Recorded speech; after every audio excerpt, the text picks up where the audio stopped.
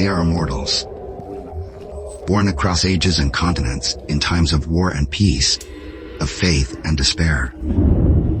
They are not alone. There are others like them, some noble, some cruel. For centuries, they have lived among us, warriors, lovers, wanderers.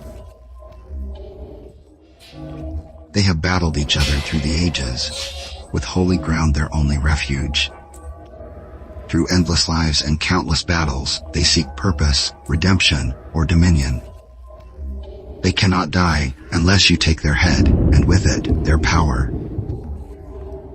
In the end, there can be only one.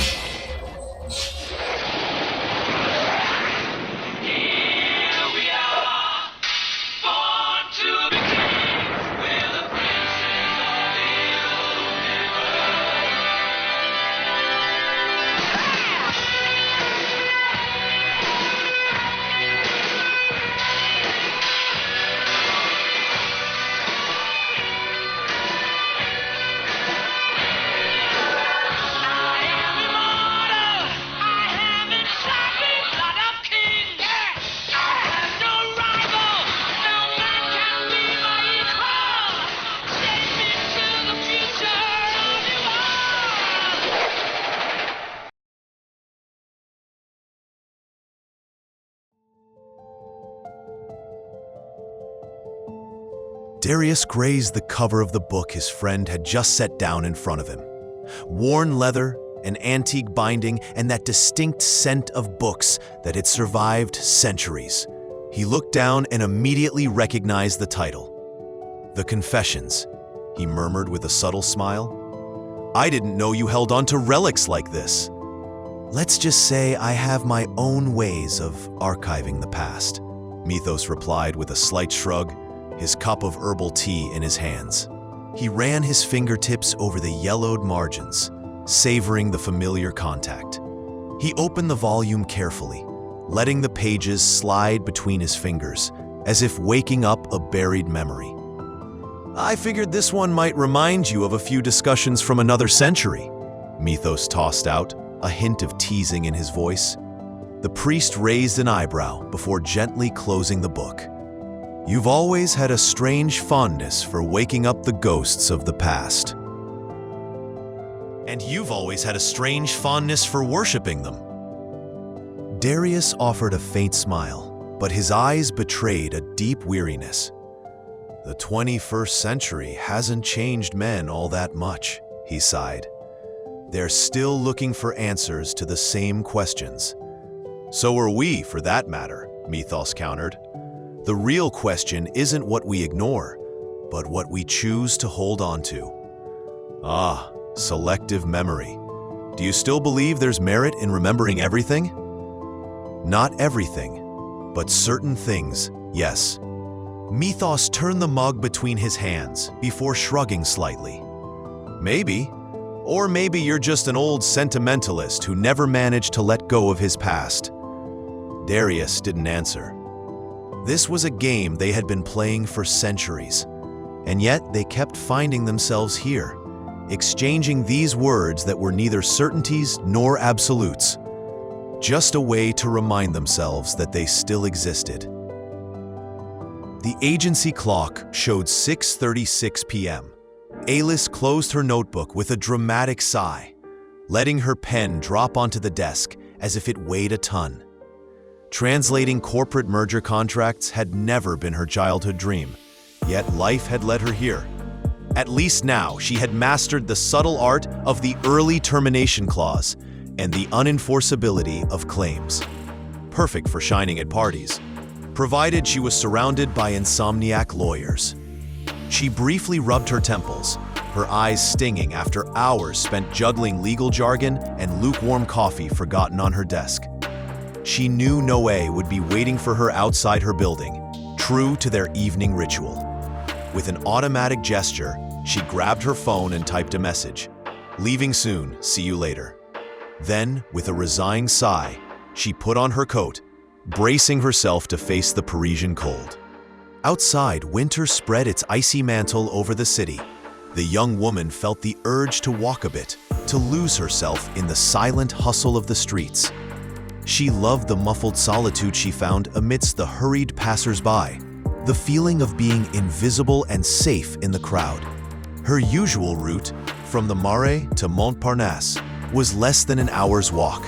She knew she would arrive on time, even on foot. The subway seemed less appealing than a stroll through the city, so she tightened her scarf, plunged her hands into her coat pockets, and stepped onto the Pont Notre-Dame.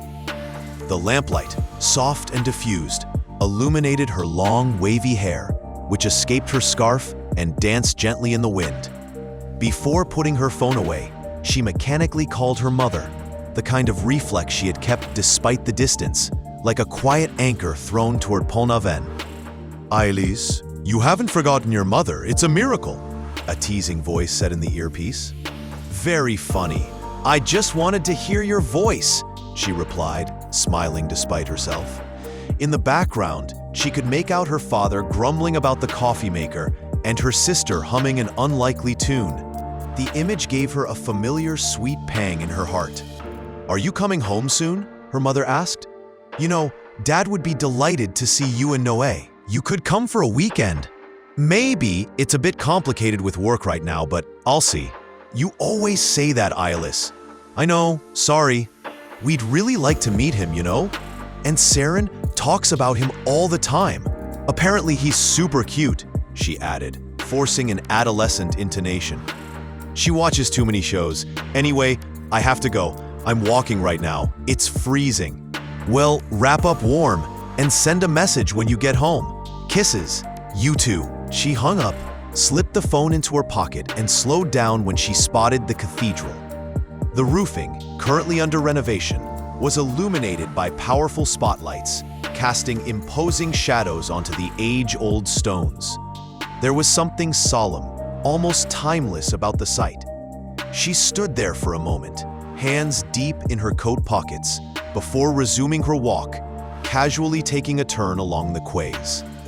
That's when she found herself facing a small church she had never noticed, St. Julien-le-Pauvre. She stopped, undecided, observing the edifice like one gauges a stranger who has just addressed them. The door suddenly opened, letting out a rush of light and liturgical singing. The icy street air mingled with the subdued warmth of the interior, and Aélis, seized by an inexplicable impulse, took a step forward. Without quite understanding why, she crossed the threshold.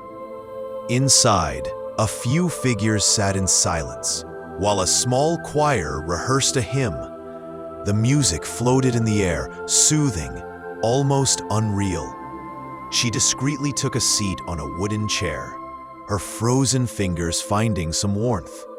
She watched the stone vaults that amplified every note, letting herself be soothed by the harmony of the voices. "It's nice," she admitted internally. "Okay, it's not going to make me believe in God, but the atmosphere is pretty good." With her eyes closed, she surrendered to the melody for a moment until the singing faded out. As she watched the singers putting away their things, a priest walked toward them. He looked to be in his 40s, with light brown hair, and his presence emanated both gentleness and gravity. He stopped just for an instant upon noticing the young woman. It was barely perceptible, a fraction of a second where his gaze betrayed a fleeting emotion, a confusion, a hesitation. Then, almost immediately, his expression became peaceful again, as if nothing had happened. She noticed nothing out of the ordinary, but Darius, for his part, remained silent for one instant longer before looking away, his mind brushed by a familiar feeling he didn't yet dare to name. "Thank you for tonight," he said to the singers. "I'll see you at Sunday service." After a few goodbyes, the choristers left the church, leaving Aélis and the priest almost alone, apart from a few praying faithful. He then approached her, his gaze still marked by a curiosity tinged with unease. "Good evening, my child," he said softly. "I don't believe I've seen you here before. Can I help you?" She stood up, her eyes fixed on his. He exuded a strange serenity, but also something indefinable. "Oh no, thank you. I just came in by chance. The singing was very beautiful." An enigmatic smile lit up Darius's face. "If you enjoyed it, they rehearse on Tuesday and Thursday evenings. You are always welcome, regardless of the circumstances." I don't know," she murmured. "I don't believe in God." He paused, tilting his head slightly as if considering the best answer. Then, with disarming sincerity, he stated, "Me neither." Aélis looked up abruptly, her expression wavering between surprise and incredulity. "An atheist priest? Seriously? Is he making fun of me? Or is this some new theological school? An atheist priest? Is that an advanced form of paradox? Or an experimental concept?" she asked with a half. Darius let out a quiet, peaceful, almost complicit laugh as if he had heard her doubts voiced aloud. "I believe faith is a path more than a destination. I am here to guide those who need it. My own beliefs don't matter. It's my calling." She observed him for a moment, looking both intrigued and amused. "That's actually reassuring. I thought setting foot in here without conviction was already a heresy.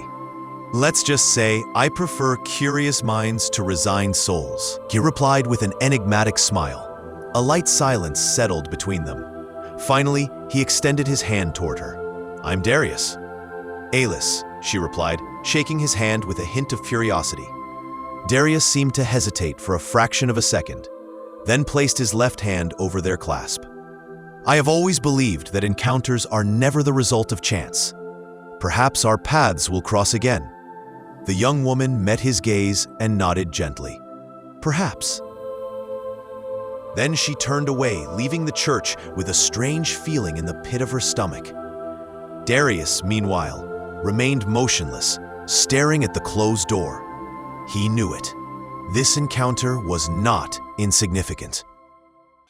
When she finally arrived outside her building, Aélis spotted Noé leaning against the wall, hands plunged into his coat pockets.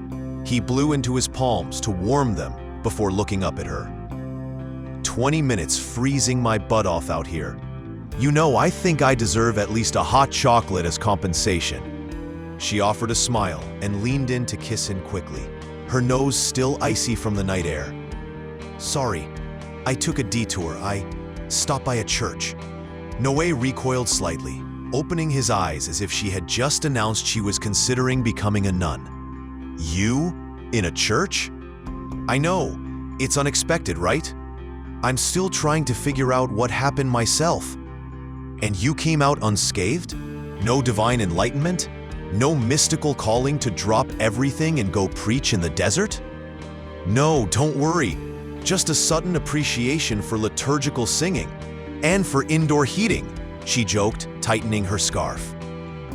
He sighed before shaking his head with a crooked smile. "As long as you don't sign up for a monastic order, I'm fine." She laughed softly and slipped her hand into his, savoring his warmth. "Come on, let's go grab dinner before you start worrying about my soul." Noé rolled his eyes, feigning drama, before falling into step beside her. Methos closed his apartment door with a weary sigh. It had been a long evening, but it wasn't physical effort or fatigue that weighed on him. It was the nagging feeling of worry and dissatisfaction that he hadn't been able to ignore for several days. He switched on a floor lamp, casting a soft, subdued light across the room. His apartment was sparsely furnished, yet an attentive eye would have noticed the richness of the items he kept. Ancient books with worn leather covers, archive scrolls, and a few souvenirs brought back from his travels across centuries. For Methos, these objects were anchors, fragments of memory he chose to hold on to. He walked toward a small wooden chest he hadn't opened in a long time. Sitting cross-legged in front of the trunk, he lifted the lid, and the slightly musky scent of old wood escaped into the air. Diaries, parchments, letters written with faded inks, but his gaze fixed on a small black box at the bottom. which he rarely took out. He opened it with an almost ritualistic slowness. Inside, a black and white photo, slightly yellowed by time. He took it between his fingers with infinite gentleness. Alexa, her smiling, radiant face brimming with life. The photo had been taken on the island of Santorini, where she had found unexpected happiness during their trip together. The deep blue sea in the background contrasted with the white buildings and blue domes so emblematic of the island. He remembered the wind blowing that day, lifting her hair, and the sound of her laugh, clear and carefree. That precise moment was etched in him. They had talked about impossible projects, fleeting dreams, and how they wanted every moment to count. It was just before her health deteriorated, before they arrived in Geneva to face the inevitable. He still remembered the final moments, the scent of myrrh he had used to anoint her. Alexa's hands, so fragile, still clasping his own. Her gaze had been clear until the end, full of a silent, accepted love. Methos swallowed hard. He had always known immortality was a curse, but with Alexa, he had felt it with brutal acuity. Their time together had been so short, yet it weighed on him more heavily than centuries of battles. He placed the photo back on his knees and ran a hand through his hair. The relationship he had now with Aélis suddenly seemed absurd. She wanted to control everything, every outing, every absence, every word he spoke. She demanded certainties he could not give. With Alexa, there had been no promises or expectations, just a shared desire to live, fully, until the end. This lack of pressure had allowed their love to be pure, without compromise. He slowly got up and put the photo back in its box, which he returned to the chest. The memories were heavy, but they no longer hurt as much as they used to. It was a silent reminder of what he no longer wanted to endure, locking himself into a relationship where he felt stifled. "Tomorrow, I'll end all of this," he murmured to himself. He couldn't lie to himself anymore. He closed the chest and exhaled slowly, his green eyes fixed on an invisible spot in the room. The past was unalterable, but the future, he could still choose. And Methos knew he would always choose freedom, even if it meant being alone once more. The week was drawing to a close, and Aélis's questions about Darius were only growing. Why had he confessed his lack of faith when his function entirely depended on that belief? Why had he felt the need to share such a confidence during their first encounter? And what did he believe in, if he believed in anything at all? These questions troubled her, and the more she tried to ignore them, the more they came back to haunt her mind when she least expected it. It wasn't as if she was used to pondering religious dilemmas while making her morning coffee. Her reason told her to forget it, to move on. But her curiosity took over. She wanted to understand this singular priest and the reasons that had pushed her to enter that church. On a whim, she decided to attend Sunday service. The idea wasn't totally absurd. After all, she had survived her first visit without being struck by lightning. Observing Darius in his role as a priest might give her clues about the strange contradiction that intrigued her. She entered the church at exactly 11 o'clock, just before Mass began. The priest was already standing before the altar. When she crossed the door, he looked up as if he had sensed her presence, despite the ambient chatter. For a moment, he seemed surprised, but he quickly composed himself and motioned for the choir to begin the first hymn. As the service started, Aélis chose a seat in the back, in a section deserted by the faithful, who preferred to be closer to the altar. She simply followed the movements of the assembly, standing and sitting at the same time as them, but without participating in the songs or prayers. She watched Darius carefully, searching for a clue, a flaw in his discourse that would reveal the contradiction between his role and his lack of faith. Yet, he seemed consumed by what he was saying, not like a convinced man, but like someone who perfectly knew the weight of the words he was pronouncing. Once the Mass was over, she waited patiently for the crowd to leave the church before approaching the priest, who was tidying up the liturgical objects. Without interrupting his work, he turned his head slightly toward her, a smile on his lips. "Hello, Aélis," he said. "I wasn't expecting to see you today. Have you come to convert, or just to hear the word of the Lord?" he joked. She took a few seconds to think, crossing her arms with a knowing smile. "I was curious to see how an atheist priest led a service." He nodded, an amused look in his eyes. "Do you have a little time?" he asked. She acquiesced, shrugging slightly. "Give me 2 minutes to finish up here," he added, putting away the last objects. "Then I'll be all yours. I actually have something for you." Intrigued, she followed him to his living quarters, which were adjacent to the church. The single room was modest and functional, combining a bedroom, an office, a sitting area, and a rudimentary kitchen. An old wood stove stood in one corner. A large bookcase overflowed with ancient books, and an ongoing chess game caught the eye on a small table. Aélis scanned the room, split between surprise and a certain amused resignation. Of course, a monk's cell, an antique stove, and books older than half the buildings in Paris. All that's missing is a wrought iron chandelier, and we'd be on a period film set. She vaguely wondered if Darius even owned one object dating from this century. Then her gaze fell upon a turntable sitting on a chest of drawers. Well, almost.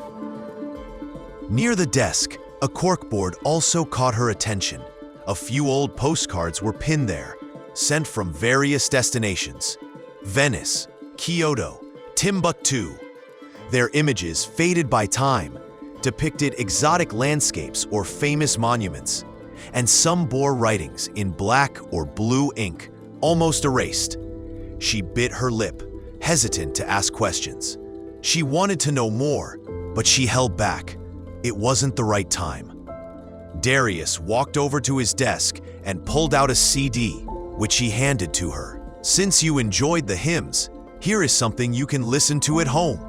These are 13th century chants, as old as this church. An old acquaintance recorded them." "Oh, a CD?" she blurted out before thinking. She looked up at Darius, who raised an amused eyebrow. "Yes, a CD, a compact disc, a revolutionary musical format at the end of the 20th century, he declared in a falsely professorial tone. Aélis offered a faint smile, but a hint of embarrassment washed over her. She hadn't meant to sound ungrateful, yet her comment came across as almost condescending.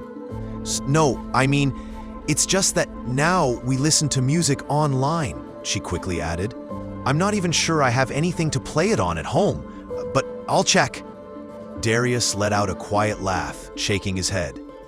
"If your computer fails you, there is always a player here."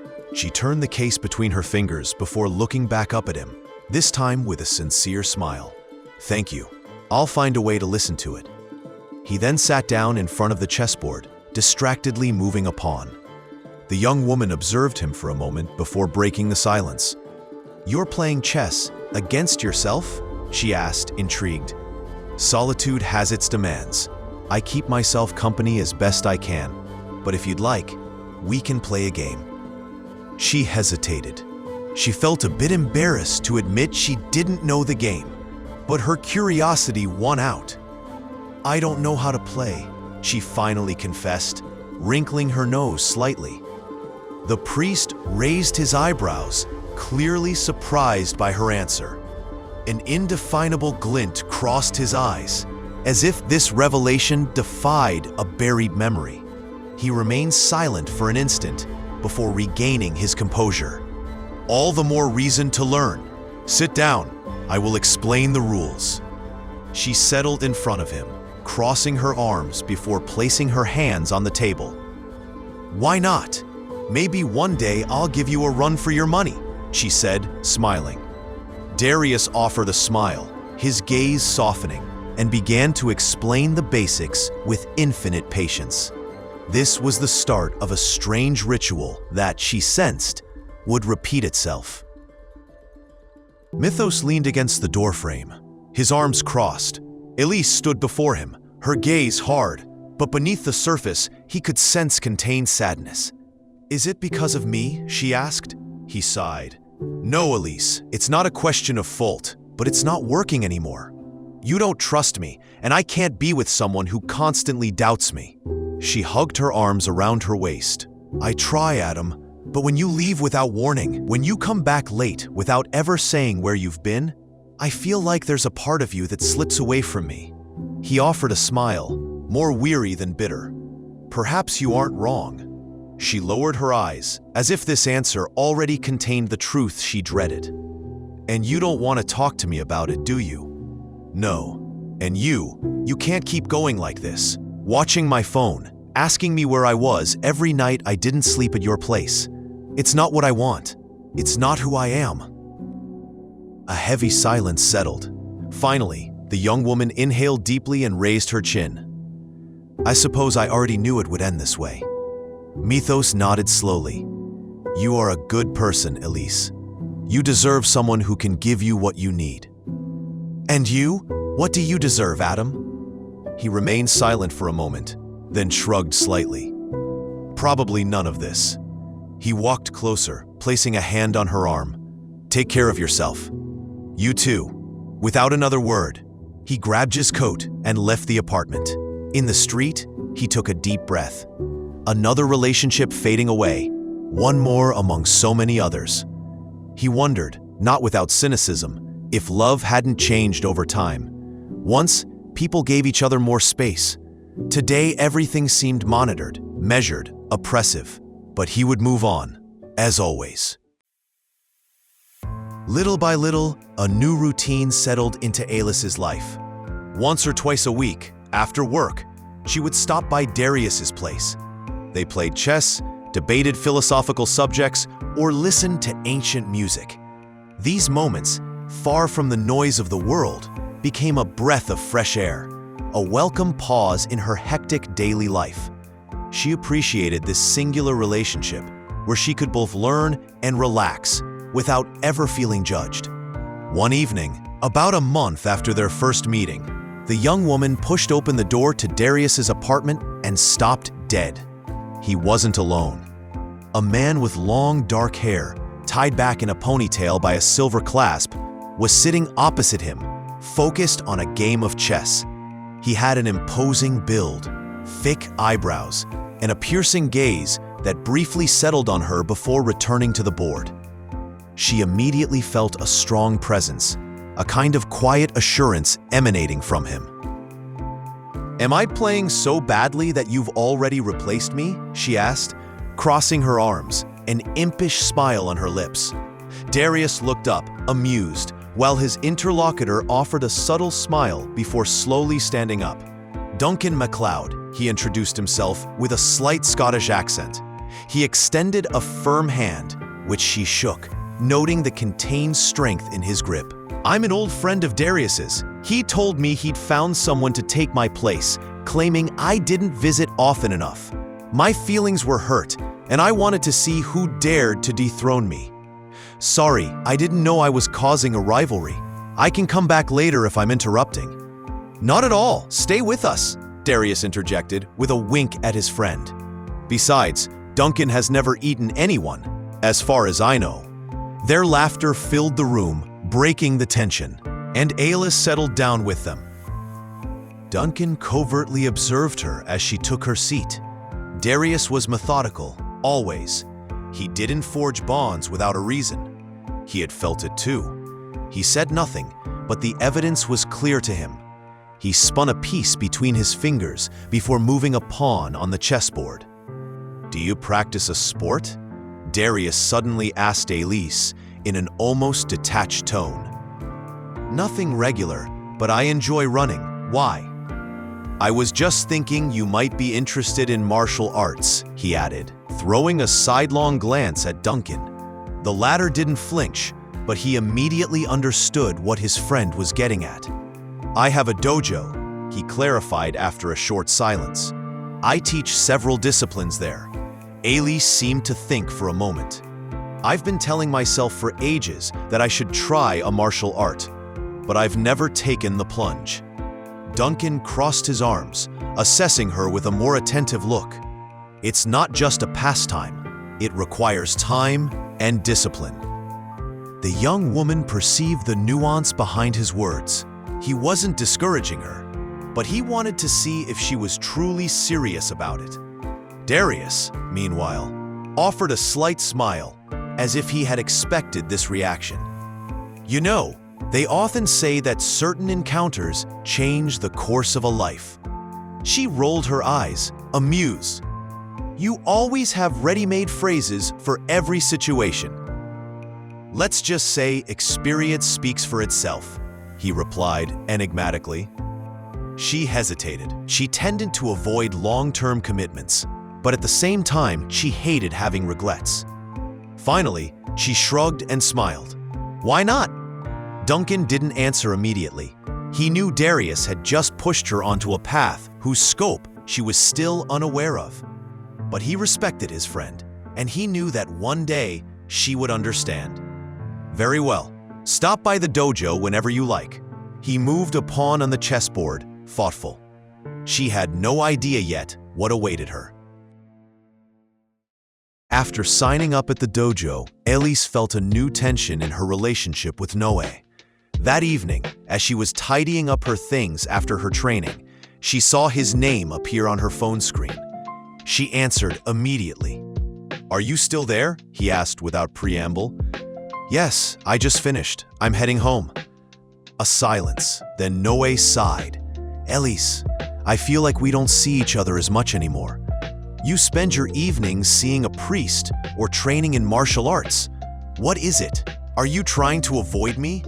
She closed her bag with slight annoyance, but composed herself to stay calm. "No, of course not. I just wanted to try something new. And Darius, it's not what you think. It's not a late conversion. Yet, the last time I stopped by your place, you were listening to religious chants," he pointed out. "You're not going to be jealous of a priest, are you?" Noe didn't answer right away. She imagined him on the other end of the phone, searching for his words. "It's not that, I just feel like you're drifting away. We already don't spend much time together, and now you're getting into all this." She inhaled deeply. She understood his point of view. For a few weeks, she had indeed had less time for them. And even if she loved these new experiences, she didn't want to sacrifice her relationship. "Listen, I'll try to balance things out. That way, we'll have more time for us."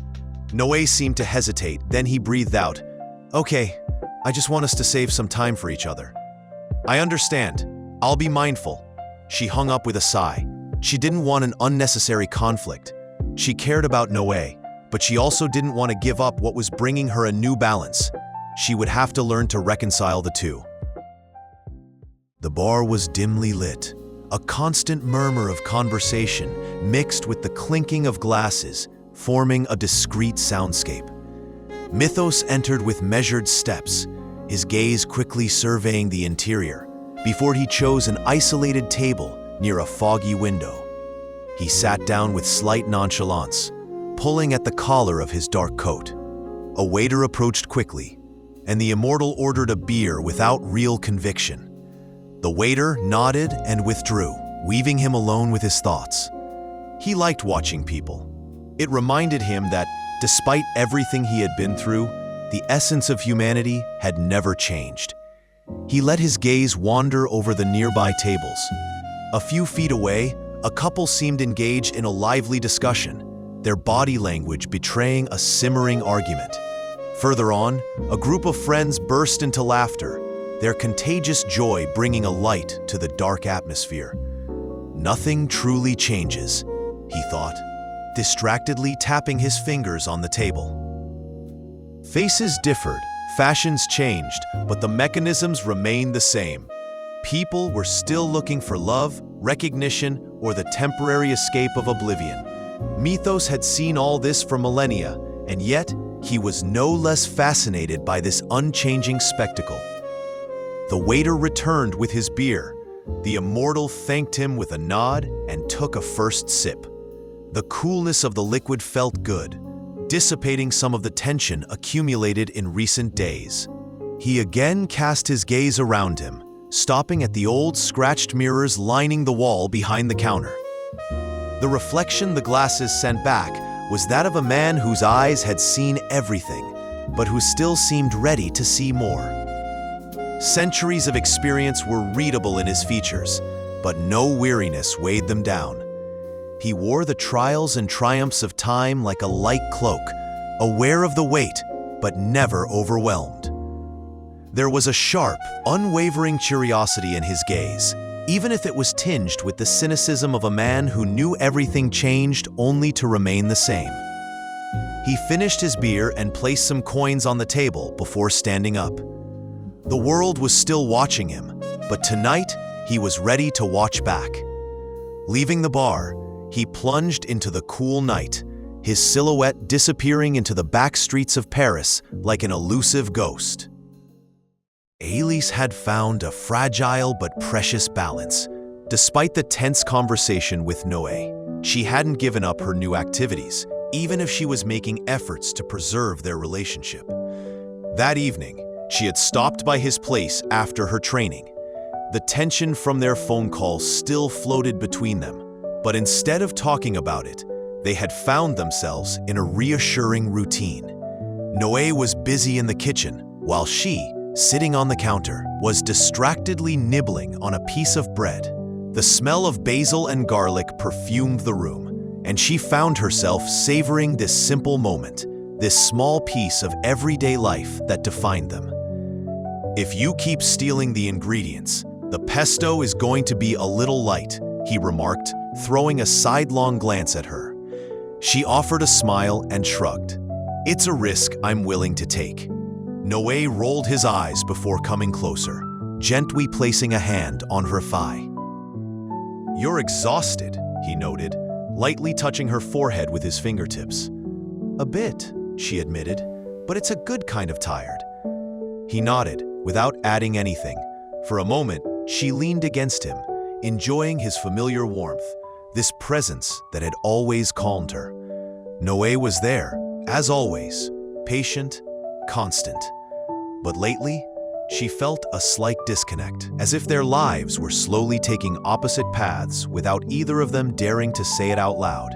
She inhaled deeply, shaking off the thought. "Want to watch a movie later?" she suggested, trying to prolong their moment of respite.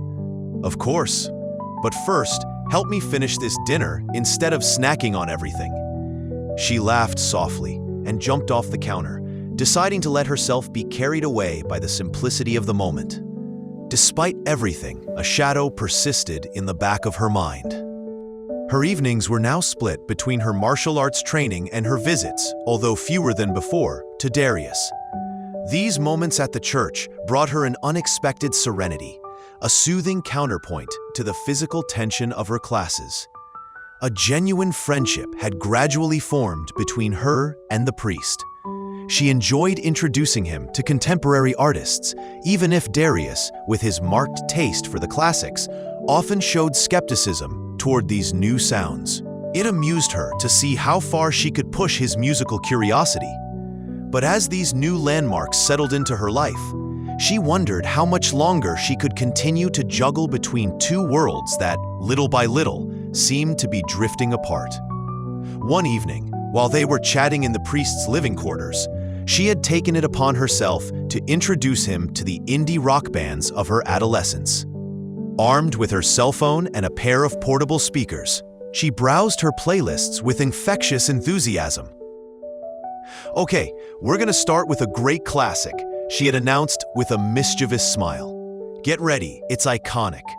She played 1979 by the Smashing Pumpkins, immersed in high school nostalgia. Darius, sitting in an armchair, had listened without flinching, his face showing an expression midway between perplexity and curiosity. "So, what do you think?" she had exclaimed after a few minutes. He had raised an eyebrow, as if weighing his words carefully, so as not to offend her. "It's interesting," he had said with deliberate slowness. "Interesting?" she had repeated, feigning indignation. "You've never heard of this band? But you're not that old, are you? Darius then offered that enigmatic smile that she was starting to know well. Let's just say I was raised out of time, he had answered, in a tone that was both mysterious and teasing. She burst out laughing, shaking her head at his apparent inability to be won over by her musical references. You're incorrigible, she had retorted before changing the song. But I'm not giving up. You'll see, you'll end up admitting that this era had genius. She took wicked pleasure in navigating between well-known tracks and more daring ones from underground bands she had discovered in college. If some melodies seemed to pique the priest's interest, others elicited grimaces from him that she found irresistibly funny. These light-hearted moments brought a welcome balance to their more serious exchanges. She sensed that he appreciated these times when he could, for a while, set aside the weight of his wisdom to simply share a sincere and effortless camaraderie. The sea wind slipped between the cobbled streets, laden with spray and memories. Aélis got off the train in Rosperden and easily spotted the family car parked in front of a small station. Her mother waved from the passenger seat while her father got out of the vehicle, hands in his pockets. "You've lost weight, haven't you?" her mother asked as soon as she hugged her. Ah, the traditional Breton welcome remark. All that was missing was "you look run down." Aélis replied with a slightly teasing smile. "No, but look at you. Do you at least eat well in Paris?" "I promise, I'm feeding myself, even without buckwheat galettes or semi-salted butter," she added with a dramatic raise of an eyebrow. Her father shrugged, already heading back to the driver's seat. "They're always better here anyway."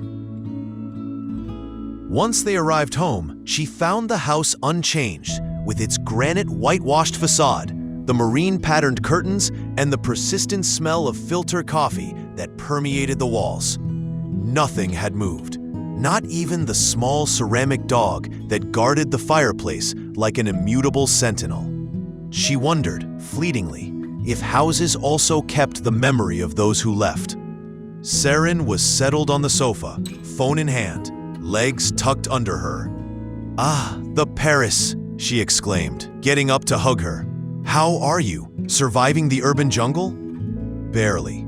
Between the strikes, the honking, and the sociopathic pigeons, I've developed a certain resilience.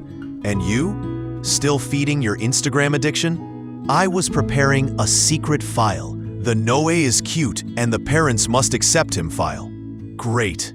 I barely arrive and you're already organizing a parental charm operation." "It's normal. We have to validate the specimens. And right now, I'm the only one who has seen him in the flesh," Saren countered with a mischievous smile. "They deserve at least a picture, don't you think?" Aélis rolled her eyes, half amused, half resigned. She had forgotten how a weekend in Pont-Aven could turn into a family audit committee. Lunch was simple but warm. Homemade quiche, green salad, and artisanal cider. At the table, conversation flowed freely. Saren wouldn't let her sister off the hook. "Did you know they haven't even seen a picture of the two of you yet?" "You're pushing it, Aélis. They still think you're dating your high school philosophy teacher?" "Very funny," Aélis retorted, grabbing her phone. She scrolled through a few snapshots. A photo taken by the Seine, a blurry selfie in front of a Japanese restaurant, and a portrait of Noe reading on the sofa, legs crossed, looking concentrated. "He's cute," their mother admitted. "And he looks gentle." "He's good," Aélis simply said. "A bit worried sometimes, but attentive." "Worried?" her father questioned with a frown. "Nothing serious," she replied, shrugging. "He thinks I'm moving around a lot lately. I'm doing new things, that's all." "Oh, really?" her mother wondered. "You never tell us exactly what you're doing. Apart from your job, of course." Aélis stabbed a piece of salad, searching for her words. "I signed up at a dojo," she blurted out. "Martial arts. And I spend some time at a church. It's not what you think, though." Her parents exchanged a surprised look. Silence settled for half a second. "Excuse me?" her father asked. "You're going to mass now?" Saren chimed in, eyebrows raised. "No. Well, Not really. It's complicated. It's a small church in Paris. I go sometimes. There's a priest, a little unusual. We talk a lot. He's educated. That's what it is, really. She briefly looked away, embarrassed by the confession. An educated priest? Her father repeated, visibly skeptical. Yes, and calm. He talks about music, literature, philosophy. We play chess. It's soothing. I don't really know how to explain it. But, her mother intervened, when you were little, you hated even being taken to church weddings. You complained that it stinks of incense and they sing off-key. I've evolved, apparently, Aélis sighed, leaning back in her chair. And besides, I really like the music there. There's an amateur choir. They rehearse sometimes. It's genuinely beautiful. You mean hymns? Her father asked, still a bit doubtful. Yes, but well sung. Not the school choir with recorders and wrong notes. It's something else. Are you having a mystical crisis or a quiet burnout? Saren asked, half mocking, half intrigued. Neither, Aélis sighed. I just need something else. To move, to change my pace. I feel good, that's all. It's not that we're judging you, you know, her mother said, putting down her fork. It's just that we knew you as someone passionate about drawing and DIY, not fighting on a tatami or discussing sacred music with a priest. Well, things change, and so do I, she concluded, a little more quietly. The dojo was still echoing with the final sounds of strikes on the mats when Aélis retrieved her water bottle and sat down on a bench to catch her breath. Her class had just ended, and the heat of the effort contrasted with the cold air filtering through the entrance door.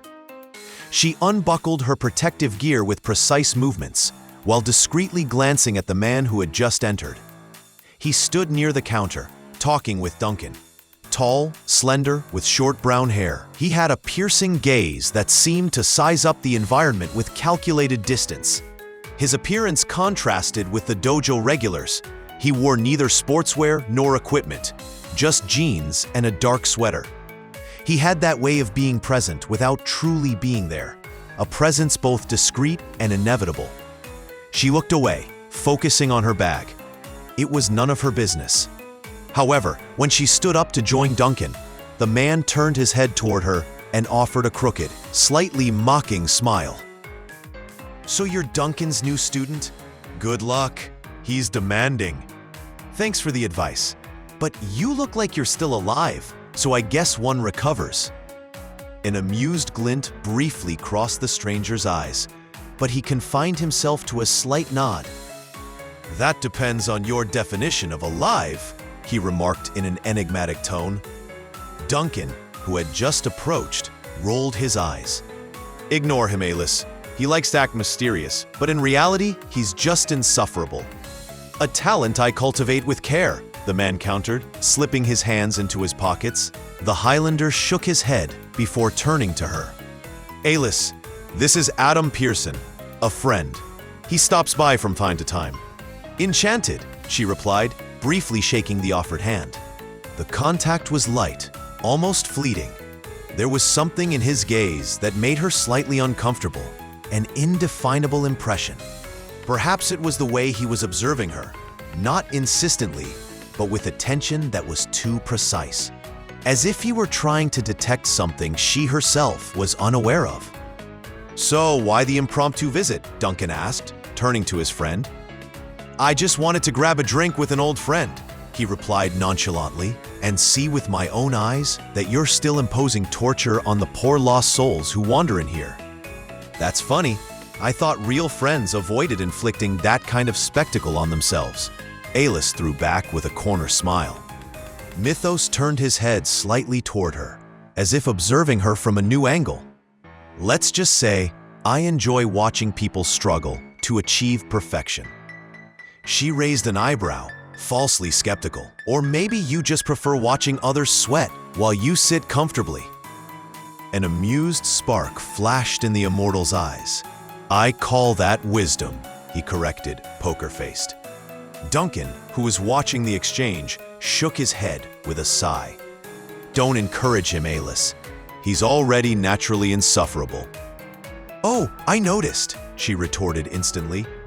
"Touché," the man murmured, the shadow of a smile touching his lips.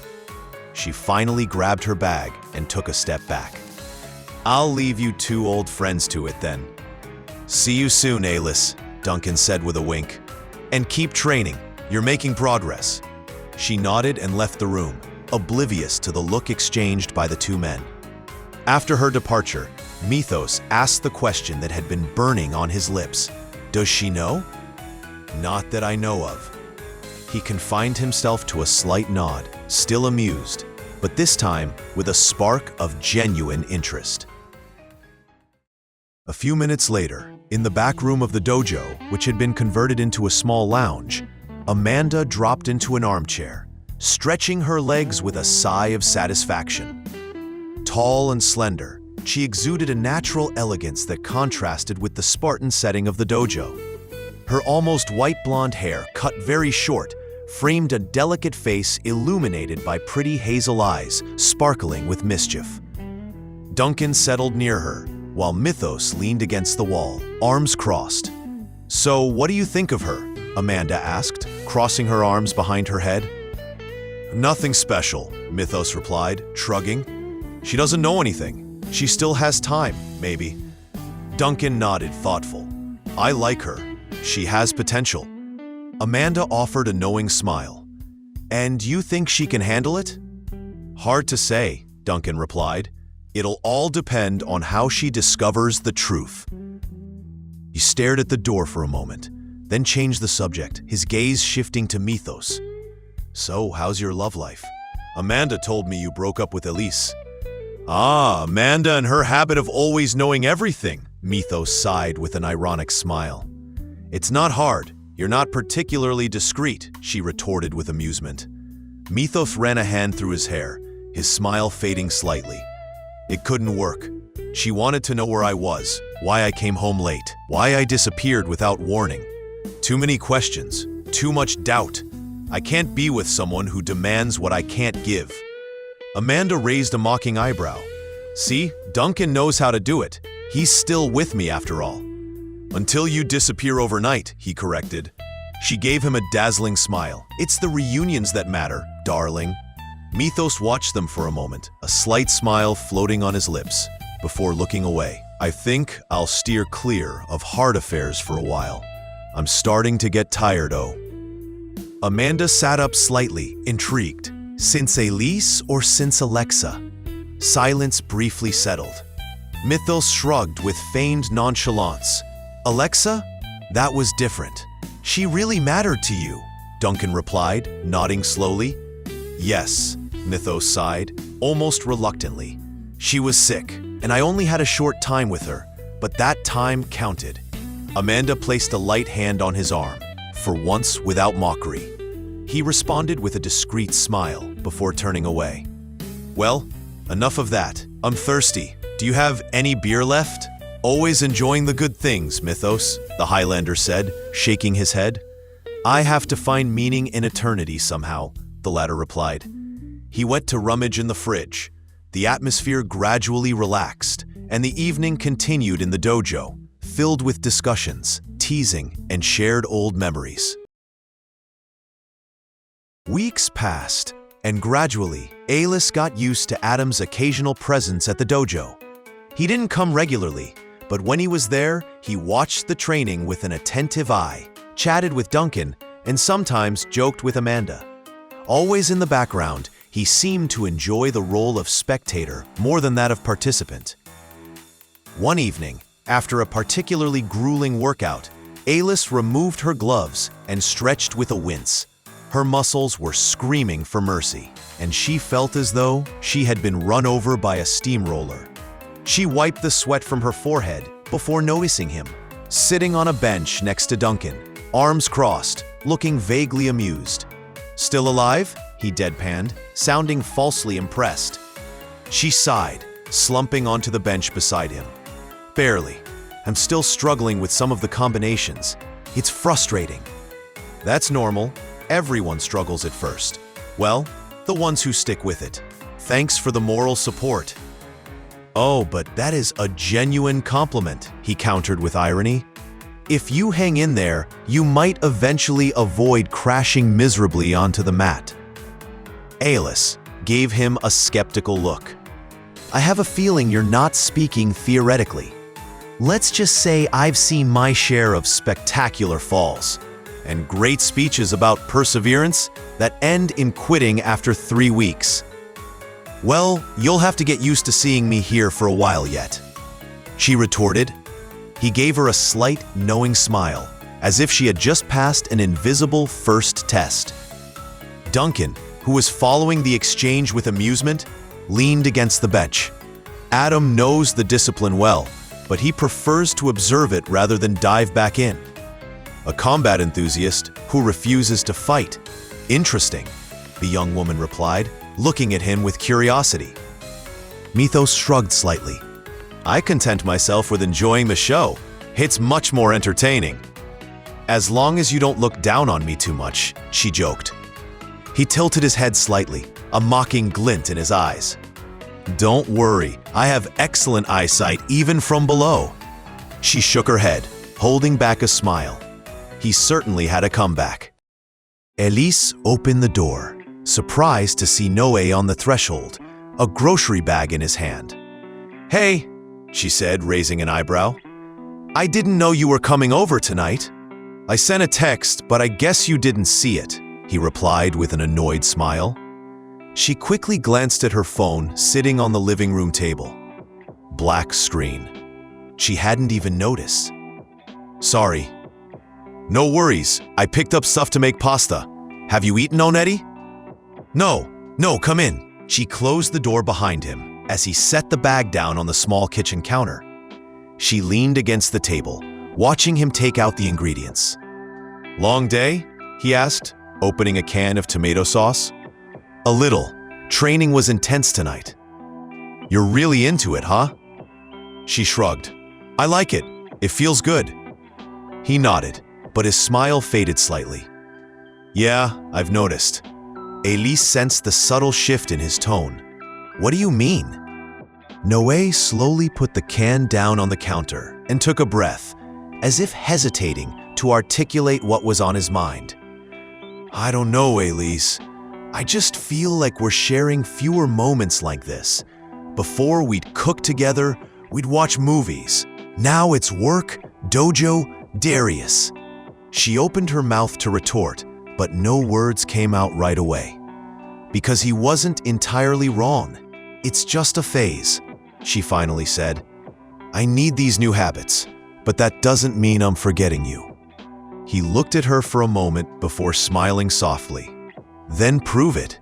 He walked closer, sliding a hand onto her hip to pull her against him. He tilted his head slightly, seeking her gaze, before kissing her. It was a familiar gesture, a habit ingrained in their daily life.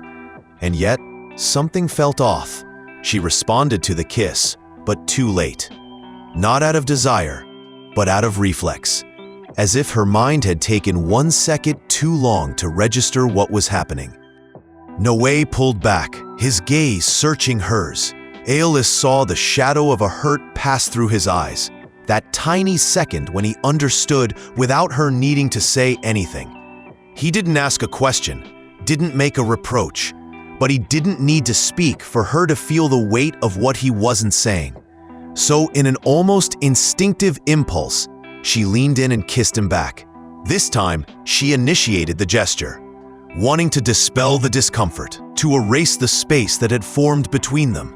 He responded immediately, without hesitation, but deep down, she already knew it changed nothing. Darius placed a steaming mug on the low table and settled into his armchair. I always knew you didn't only visit me for the pleasure of my conversation, but I must admit, your presence is becoming increasingly rare. I am a busy man, Darius. Knowledge is a precious commodity, and someone has to make sure it doesn't fall into the wrong hands. Ah, of course, the Watcher's duty. I wonder how you still find the time to remember you're immortal. Methos offered a knowing smile. I manage. The priest didn't reply right away. He took a sip of tea, observing his old friend with that implacable calm that characterized him. Methos knew that look. It was the look of a man who knew what he was aiming for. So, Darius resumed, setting down his mug. What did you think of her? Who? Aélis. She's stubborn, curious, but she still knows nothing about what awaits her. And at this stage, perhaps that's for the best. He distractedly spun his mug between his hands, looking thoughtful. I've seen entire generations learn to survive in eras where disappearing was easy. But today, identities no longer fade. Everything is tracked, recorded. You can disappear from a person's sight, but not from society. He paused, his gaze shifting toward Darius. How do we do it now? That's a question every generation has had to ask. We never had a choice but to embrace our destiny, because the world offered us no alternative. You learned to survive, or you disappeared. Methos nodded, pensive. It was simpler back then. A sword at your side raised no questions. A duel in a dark alley didn't attract attention. Today, he paused before continuing, looking thoughtful. Today, we are expected to follow rules that the world no longer tolerates. The fights, the flight, the game itself, everything becomes more complicated, more risky. Darius gave a slight laugh. This is not the first time we've said that. The world changes and we always find a way to adapt. Are you talking about us or her? What's the difference? Methos let out a short laugh, then shrugged. We learned with clear rules, even if they were brutal. But her? He stopped for a moment, pensive. What she still doesn't know is that those rules have become blurred. And that blurring is dangerous. Perhaps that's not such a bad thing. Darius replied in a quiet tone. His friends stared at him, trying to pierce his intentions. So that's how you see her? Another one of your protégés? Darius didn't deny it, contenting himself with a fleeting smile. I am accompanying her on a path she will take no matter what. And you think that will be enough?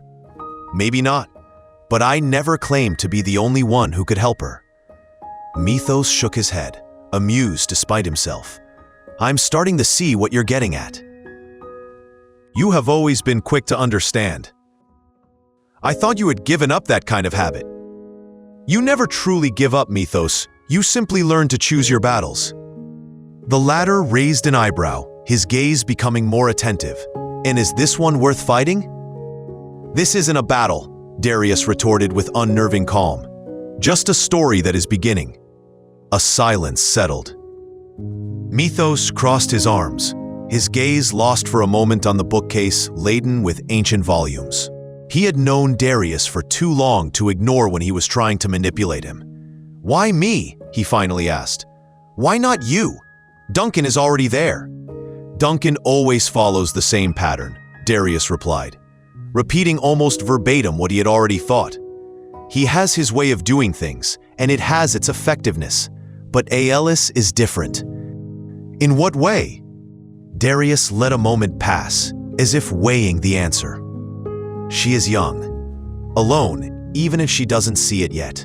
She has no idea what awaits her or what she will have to face.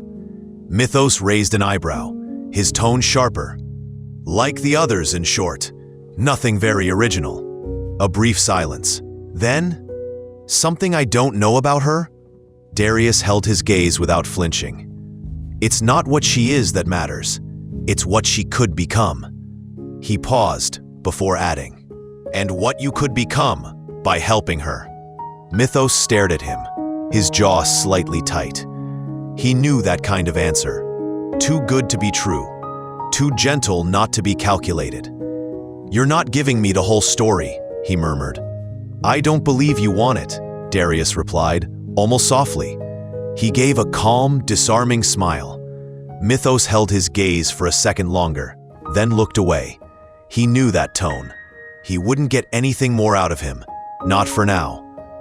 So he switched gears in a more neutral tone. And you think I would be of great help on this matter?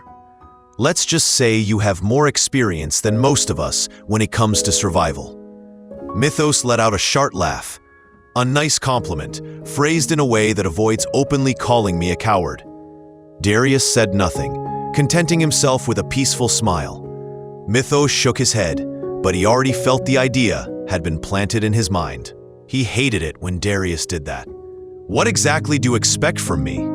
"Nothing. Absolutely nothing. You are incorrigible." "Me? I'm just making tea and chatting with an old friend." Methos took a sip, letting silence settle again. He didn't know if he wanted to play this game, but a part of him already knew he wouldn't resist the temptation. He placed his mug on the table and gave Darius a falsely critical look. "At least you've learned how to make tea. It was about time." The latter offered a smile. Better late than never. A few weeks later, after another training session, a heavy rain poured down on the city. Aélis pushed open the dojo door, tightening her jacket, and observed the street drowned under torrents of water. She glanced inside the room. Duncan was putting away equipment, and not far from him, Adam was still leaning against the wall, arms crossed. He had arrived a little earlier to see his friend and chat, as he sometimes did, for no apparent reason. At least, no reason he readily admitted. When he saw her hesitating in the doorway, he approached, an umbrella in his hand. "Are you planning to walk home in this rain?" "I don't really have a choice. There's still that transport strike." "Come on, I'll give you a ride. My car is parked a little further down." She hesitated for a second, then nodded. After all, she had no desire to arrive home soaked. They walked under the umbrella, moving quickly on the drenched sidewalks. Once safely inside the car, she sighed as she fastened her seatbelt. "Thank you, truly. Luckily, we don't live together. Otherwise, I'm sure if my boyfriend saw me arriving home, dropped off by a stranger, I'd have another scene." Methos glanced at her before starting the car. "Is he the jealous type? Let's say he doesn't quite understand why I spend so much time at the dojo, or why I hang out with a priest." "Ah, Darius," Methos said, sounding amused. Aélis offered a smile, surprised. How could he know? Then the obvious hit her. Duncan. After all, they were longtime friends. It wasn't that surprising that they shared this kind of information. "Yes, I'm not religious, but I enjoy our discussions. It clears my head. And your boyfriend doesn't like that." "He worries, I suppose. But sometimes I just feel like he wants me to be more confined, that we spend more time together. I understand, but I only arrived in Paris recently, and I feel the need to make my own circle. I don't want to only hang out with his friends." Methos nodded, his gaze fixed on the road. "I know that feeling." "Really?" He shrugged slightly. "My last relationship ended for fairly similar reasons. Too many expectations, not enough space." The young woman observed his profile for a moment, feeling a kind of unspoken understanding settling between them. "So you chose freedom," she murmured. He offered a smile, almost imperceptible. "We could say that." The silence that followed wasn't awkward, just natural, as if they didn't need to say more to understand the essential. When they arrived outside her building, Aélis unbuckled her seatbelt and hesitated for a moment before turning her head toward him. "Thanks for the ride, and for the discussion." "The favor is owed," he replied with a slight smile. She closed the car door and walked away into the rain, while Methos watched her disappear into the lobby of her building, thoughtful. Noé set his phone down on the table with a sigh, crossing his arms as Aélis entered his apartment. He didn't seem angry, but there was a weariness in his gaze, a tiredness she didn't often see on him. "How long has it been since we've had a proper evening together?" She closed the door behind her, raising an eyebrow. "We saw each other 3 days ago." "Yes, but before that?" She frowned slightly, putting her bag down near the sofa. "Noé, what are you trying to say?" He inhaled deeply, searching for his words. "I know you want to see people, and I'm happy you're integrating here. But sometimes I feel like you're pulling away from me, and I don't know if it's just in my head or if it's real." She pressed her lips together, caught off guard by his tone. She'd expected an accusation, a jab. Not this. "Noe, it's not about you. I told you I needed to make my own friends. I've been in Paris for less than a year. I don't just want to depend on your circle." "I understand, but..." He hesitated, his tongue clicking against his palate as he searched for the best way to phrase his thought. He knew what followed might not go over well, but the words escaped him before he could stop them. "You're surrounded by guys, Aélis." As soon as he saw her face tighten, he knew he had made a mistake. She straightened slightly, crossing her arms. "So what? Duncan, Adam, Darius. You know exactly who I hang out with. It's not like I have anything to hide. That's not the point. It's just strange." He sighed and ran a hand over the back of his neck, as if trying to disentangle himself from a trap he had set for himself. "I just feel like you're drifting away," he repeated more quietly. The young woman felt her irritation rise, but she fought the urge to respond too quickly. "What are you insinuating exactly?" Her voice was drier than she wanted, but she forced herself to maintain a measured tone. Noé shook his head, uncomfortable. "No, I'm just saying that..." "That what? That I should limit my social circle to whatever reassures you? That's not it, Aélis. I'm just..." He rubbed his forehead, searching for words. "I'm just trying to figure out where I fit into your life, that's all." His voice was lower, almost weary. He looked away, and Aélis felt something tighten in her chest. The moment before, she had been defensive, ready to fight. Now, she saw that he wasn't trying to control her. He was just trying to understand. She inhaled deeply, trying to relieve the pressure. "Listen, I'm tired. Let's talk about this another time, okay?" Noé looked at her for a moment, then nodded without conviction. "Are you planning on introducing me to them one day?" She hesitated, looking down slightly. "Maybe. We'll see." The silence hung for another moment before she let out a sigh and changed the subject. "I'm exhausted. Want to order something to eat?" Noé hesitated, then nodded, forcing a smile. "Good idea." The storm seemed to have passed, but Aélis knew it was still brewing beneath the surface. And deep down, she didn't even know if she truly wanted to calm it. Methos leaned casually against the dojo wall, arms crossed over his chest. His gaze followed Aélis's movements as she trained under Duncan's supervision. She was nothing exceptional, neither dazzling mastery nor worrying deficiencies. Just a diligent student, determined, one among many. And yet he kept watching her. Darius's insidious words came back to him. He hadn't asked Methos for anything, not directly. He had just implied that Aélis couldn't learn everything alone. As if it's my problem. He had run into her several times over the past few weeks. She was gradually finding her footing, and her friendship with Duncan and Darius hadn't escaped him. A part of him wondered how long this would last, how long she could still exist in this in-between space, unaware of the boundary she would eventually cross. He could have ignored her, but he had no plans that evening, and Darius had always had the knack for implanting ideas one couldn't shake off. When she finished her training, wiping the sweat from her forehead with a towel, he straightened up and walked a few steps toward her. She looked up, a little surprised, but without reserve. "Aélis," he said with a slight smile. "Well done tonight." "Thanks," she replied politely. "Do you have plans for the evening?" he asked with deliberate nonchalance. She raised an eyebrow, clearly curious. "Not really." "In that case, come grab a drink with me. Nothing better to recover from a workout." She hesitated for an instant, just long enough for her mind to whisper that it was a bad idea. Not because of Adam himself. He was fun, easygoing, and above all, he expected nothing from her. That was precisely why she wanted to go. But she also knew Noé wouldn't appreciate it. After their clash, going out for a drink with another man was like blowing on embers. She could have gone straight home, cooled things down, done what was expected of her. But she was tired of always weighing her every decision. So she shrugged and offered him a smile. Why not? I need to clear my head. And damn the rest. They settled into a discreet bar where the subdued lighting contrasted with the clamor of the dojo.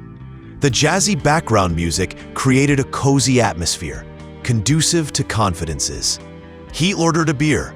She opted for a glass of wine. A sophisticated choice, Methos commented, raising his glass. And you, are you compensating for a lack of refinement with assumed simplicity? Exactly. I'm a man of minimalist taste. She gave him an amused look before taking her glass to her lips. The conversation flowed naturally, drifting from martial arts to more personal topics. Aélis discovered a cultivated, funny man whose sharp wit sometimes caught her off guard. "You're too serious when you train," he remarked, distractedly playing with his glass. "You need to learn to let go." "That's easy for someone who already has all the basics," she countered. "Perhaps, but it also applies to life in general." "Ah, and you're an expert in that field?" "Absolutely. If you need advice on procrastinating and avoiding responsibilities, I'm your man." I had already guessed that. He gave her a falsely modest smile before taking a sip of beer. "And do you apply that principle to your life?" she asked, half curious, half challenging. "Let's just say I've learned not to get too attached to things that can disappear." There was a hint of gravity in his voice that caught her attention, but before she could delve deeper, he moved on in a lighter tone. "What about your boyfriend? What does he think of your training at the dojo?" She sighed and swallowed a gulp of wine before replying. "He has trouble understanding. He thinks I spend too much time there and that I'm surrounded by a few too many men for his liking." He offered a knowing smile. "Is it a crime to want to broaden your circle of friends?" Apparently, yes. She found herself enjoying these exchanges far more than she would have thought. With him, the conversation was fluid, natural. He didn't ask intrusive questions, nor did he try to impose anything on her. Unaware of the man with the scar watching them from afar, motionless in the shadows, Methos and Aélis continued their conversation without suspecting the danger. For weeks, this stranger had been discreetly watching his former brother-in-arms, spying on his every move. What was he looking for? An opening, a moment of weakness, and tonight, he had finally found it. A look of satisfaction crossed his eyes. The time to act had come. Aélis walked home, carried by an unexpected lightness after that evening. Absorbed in her thoughts, she didn't notice the silhouette following her in the shadows until she reached the entrance of her building. The man stopped for a few moments, staring impassively at the door that had closed behind her. Then, without a sound, he vanished into the night. She had barely put down her bag when her phone vibrated. "No way." She hesitated for a second, then answered. "Where were you?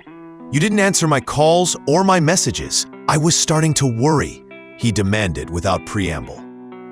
Aélis pressed her lips together, already annoyed by his accusatory tone. "I was out. Out? With whom?" "With Adam. We had a drink." A heavy silence settled. Then Noé's voice rose, tinged with contained anger. "Seriously, Aélis? Don't you think that's a bit out of line?" "Out of line? Noé, he's just a friend. You're not gonna start a scene because I had a drink with someone." "He's not just someone. He's that guy you see all the time at the dojo. You spend more time with him than with me." A flicker of guilt touched her, but she immediately stiffened. "You're being dramatic." "No, Aélis, I'm stating a fact. For weeks, you've been pulling away. You spend your time with them, and me. What am I in all of this?" She inhaled deeply, trying to stay calm, but impulsiveness took over, and the words escaped her before she could hold them back. "If you keep thinking something's going on with him, maybe it will end up happening. At least he lets me breathe." The silence that followed was brutal. almost violent. "Good night," he finally spat out in a cold voice before hanging up. Aélis remained frozen, the phone still in her hand. A wave of guilt immediately washed over her. Why had she said that? She knew she had crossed a line, and yet she couldn't help but feel a spike of relief. As if, finally, she stopped bending under the weight of her partner's expectations. She slumped onto the sofa, staring at the ceiling. The argument played on loop in her head, and despite everything, only one thought persisted. She didn't want to apologize. Not this time.